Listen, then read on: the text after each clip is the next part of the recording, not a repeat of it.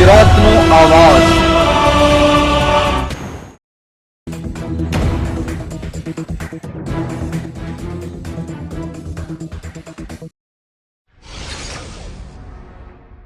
રાજકોટ જિલ્લાના ધોરાજી તાલુકાના ભોળા ગામ નજીક નર્મદાની મુખ્ય પાઇપલાઇનમાં ભંગાણ। નર્મદાની મુખ્ય પાઇપલાઇનમાં ભંગાણ સર્જાતા પુષ્કળ પ્રમાણમાં પાણીનો વેડફાટ। એક તરફ ધોરાજી તાલુકાના ગામડાઓમાં પીવાના પાણીની સમસ્યા તો બીજી તરફ પાણીનો વેડફાટ।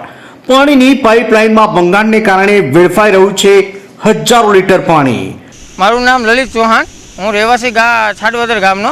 પાણીનો અત્યારે બહુ તંગી હોવા છતાં અટાણે પાણીનો બહુ નિકાસ અહીંયા થઈ રહ્યો છે, વેડફાઈ રહ્યો છે। કેની પાઇપલાઇન તૂટી છે? આ નર્મદા મેન પાઇપલાઇન તૂટી છે અત્યારે। હા, ઘણા ટાઈમથી તૂટેલી છે અને દિવસોનો તો ખ્યાલ નથી। અમે નીકળતા હોય તો અહીંયા જોતા હોય, કોઈ હજી રિપેર કરવા આવેલું અહીંયા નથી। કેવું પાણી વેડફાય છે? પાણી જોરદાર, અત્યારે તો લાખો લીટરમાં પાણી વેડફાઈ રહ્યું છે। રિપેરિંગ નથી થતું? કોઈ રિપેરિંગ કરવા હજી આવેલ નથી અહીંયા।